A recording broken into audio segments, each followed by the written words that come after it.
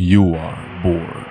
You open the browser, type in a name of the famous person, event or product. What is the first page that shows up? Most likely a Wikipedia article. You decide to click on it, and shortly after you get drawn into the rabbit hole. But hanging on this site, chances are you will stumble upon some dark and disturbing stuff. Sometimes those dark fantasies become a reality, and in no time you find yourself searching for logic, leads, clues, where there may be none. This is the dark side of Wikipedia.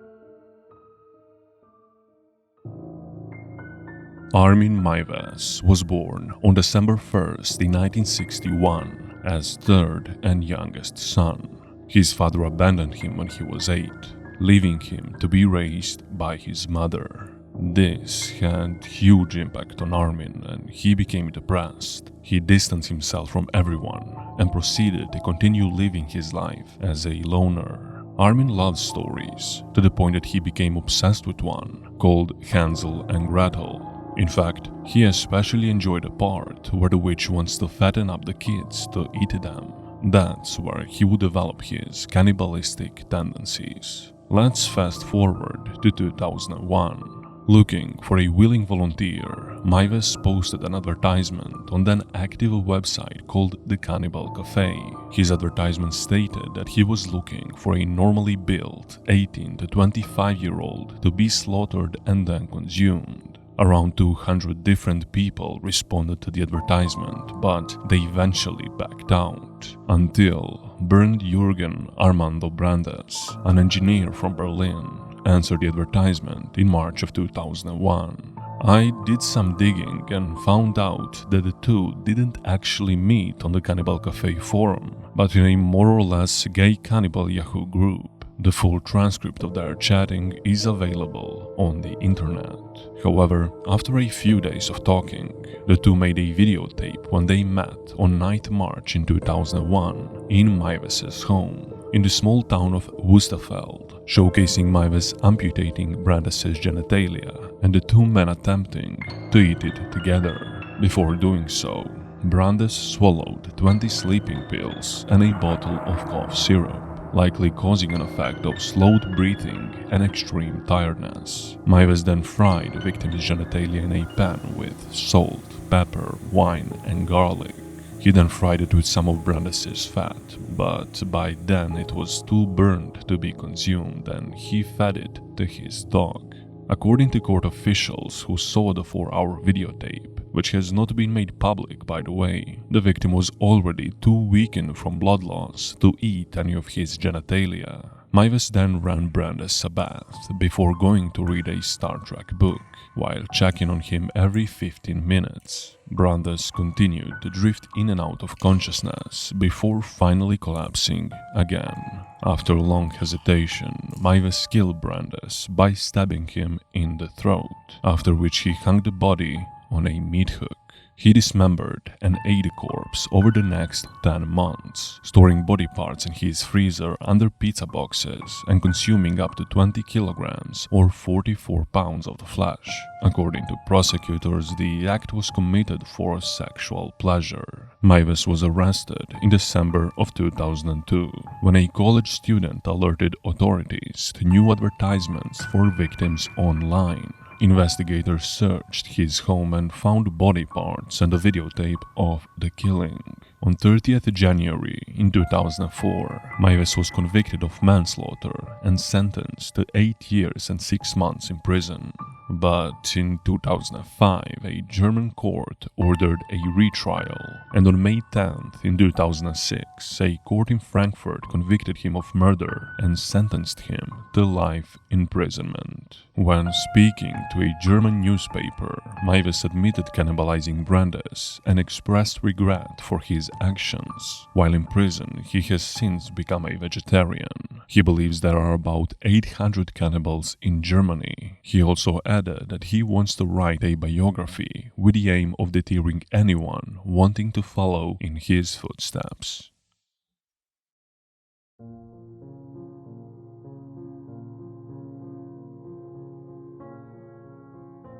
Chris Benoit was a Canadian professional wrestler, holding 22 championships and being two-time world champion. No one suspected he would appear on the main page of newspaper as a murderer.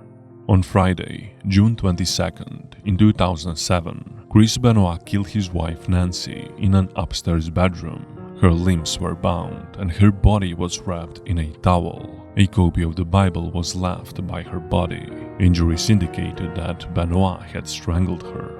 Daniel, Chris's 7-year-old son, on the other hand, was suffocated and killed in his bedroom, and a copy of the Bible was also left by his body.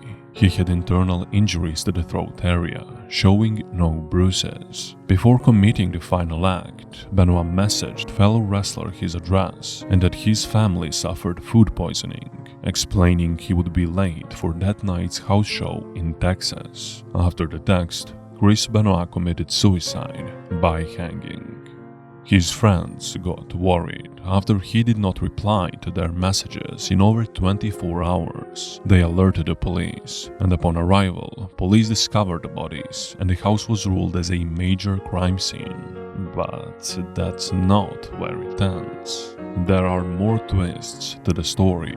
Empty wine and beer cans scattered in the house, particularly around Chris's body, but there was no sign of alcohol consumption. His wife Nancy did have a high alcohol amount, 0.184, although some of that is from decomposition, but not enough to account for all the empties given her weight. Likewise, used needles from steroids were on the ground of his home gym, but Chris tested negative for steroids. He was either not using at the time or it had been quite a while since he had. The police story also changed 3 times regarding manner of the death and the location of the bodies. The level of decomp was the same for all 3 bodies, although the stories Chris killed them on Friday and killed himself on Saturday.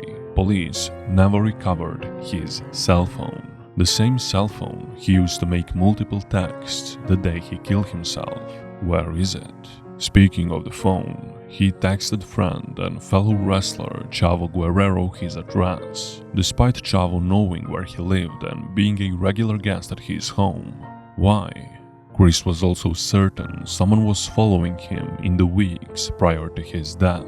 But this last theory is the one that baffles me the most. 14 hours before bodies were discovered, a Wikipedia article noted that he would be replaced by another wrestler in a match due to personal issues, including the death of his wife. The article originally read, quote, Chris Benoit was replaced by Johnny Nitro for the ECW World Championship match at Vengeance, as Benoit was not there due to personal issues, stemming from the death of his wife, Nancy.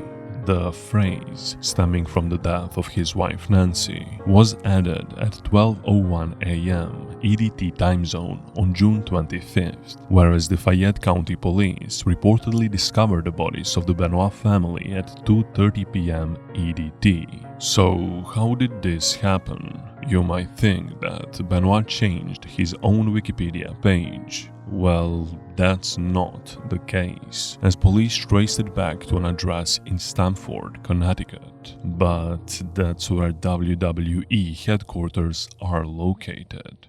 Coincidence? Let me know what you think about it.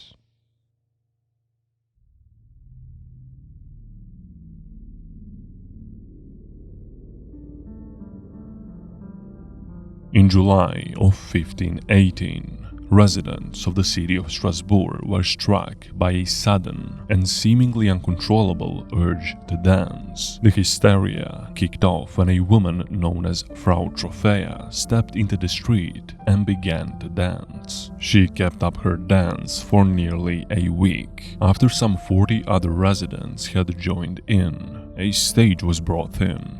The town even hired a band to provide backing music. But it wasn't long before the marathon started to take its toll. Many dancers collapsed from sheer exhaustion, some even died from strokes and heart attacks, and by August, the dancing epidemic had claimed as many as 400 victims. The strange episode didn't end until September, when the dancers were taken away to a mountaintop shrine to pray for redemption. So what could have led people to dance themselves to death? With no other explanation for the phenomenon, local physicians blamed it on fever, but that was obviously not the case. In the modern theory, however, people believe that dancing could have been brought on by food poisoning caused by the toxic and psychoactive chemical products of ergot fungi, which grows commonly on grains used for baking bread. Ergotamine is the main psychoactive product of ergot fungi. It is structurally related to the drug LSD-25 and is the substance from which LSD-25 was originally synthesized. The same fungus has also been implicated in other major historical anomalies, including the Salem witch trials. However, John Waller, a respected historian, argues that, quote, "This theory does not seem tenable, since it is unlikely that those poisoned by ergot could have danced for days at a time, nor would so many people have reacted to its psychotropic chemicals in the same way." The ergotism theory also fails to explain why virtually every outbreak occurred somewhere along the Rhine and Moselle rivers, areas linked by water but with quite different climates and crops. The explanation most likely concerns Saint Vitus, a Catholic saint who 16th century Europeans believed had the power to curse people with a dancing plague. When combined with the horrors of the plague, which was tearing through Strasbourg in 1518, the Saint Vitus superstition may have triggered a stress-induced hysteria that took hold of much of the city. Other theories have suggested that the dancers were members of a religious cult.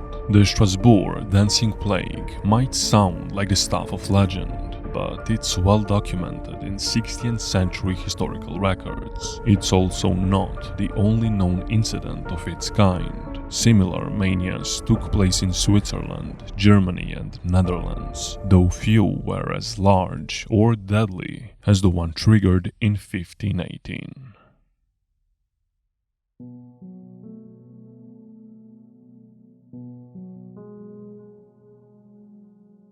Shanda Scherer was born on June 6, 1979 in Pineville, Kentucky. Her mother divorced and remarried 2 times, resulting in Scherer changing schools. At the age of 11, she would move to Hazelwood Middle School in New Albany. That would be her last.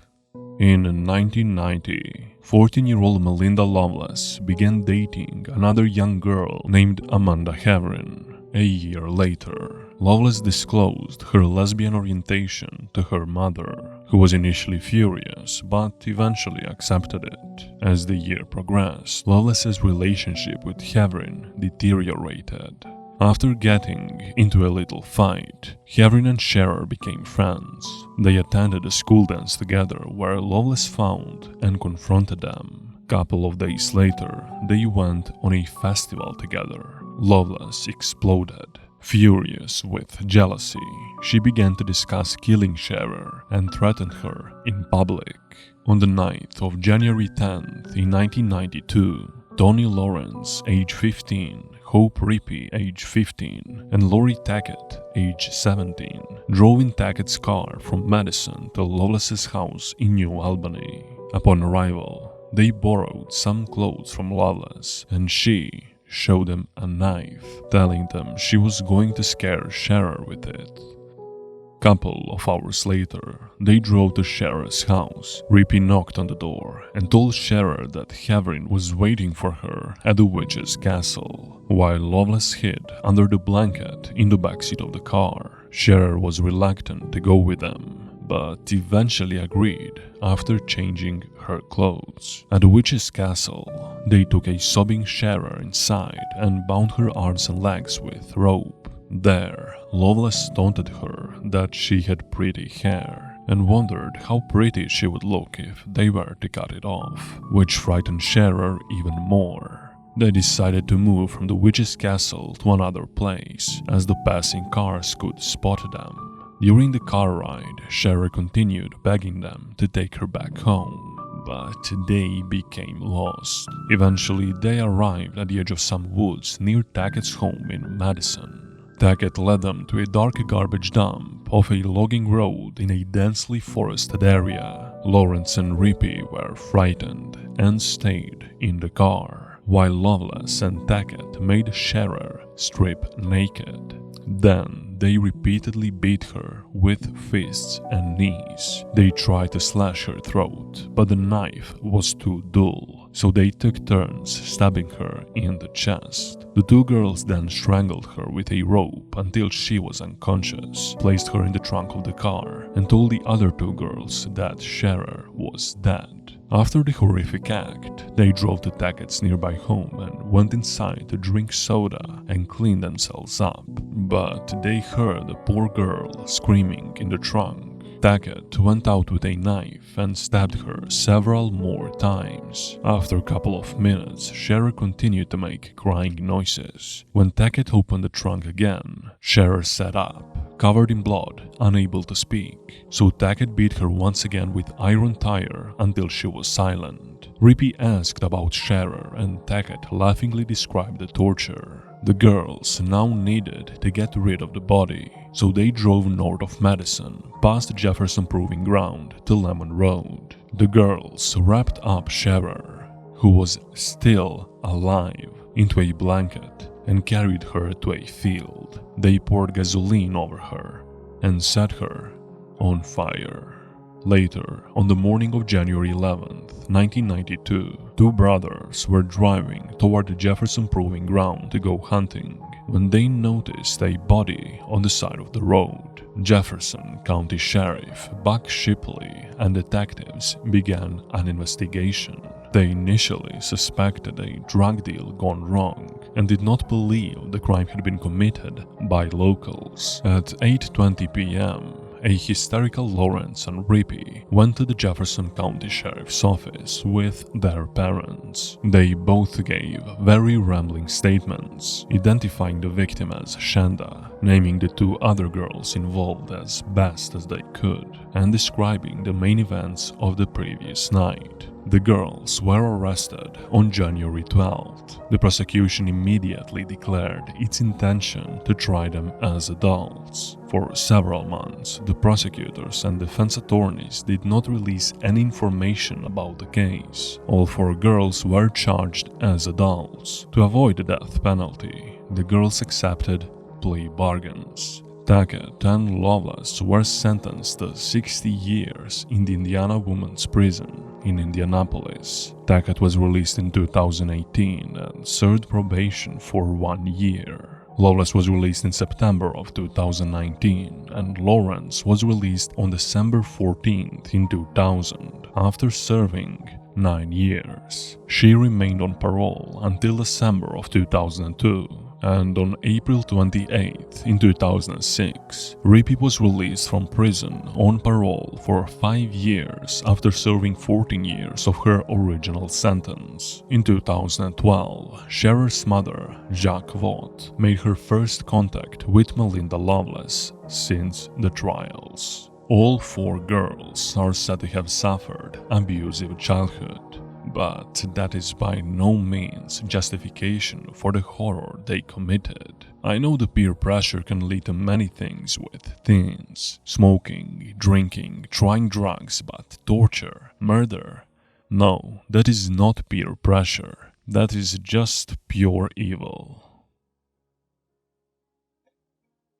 You can catch a breath, because we came to an end. Now, before ending, I just want to say that the two of us want to thank you all for helping us achieve 100,000 subscribers. That's a crazy milestone, but it's been quite a long journey actually, and our content has changed many times. But we have finally found something we actually enjoy doing. So if you're a fan of these mysteries, conspiracies, cold cases, and similar stuff, make sure to subscribe. I wouldn't want you to miss any further content, because it's gonna be sick. Oh yeah, this video was the first part of the series called The Dark Side on our channel. So if you have any suggestions on what we should make sure to leave a comment and we will take your suggestion into consideration. You know the deal by now. Drop that like button to help us out a little, and I will see you in the next one. Cheers.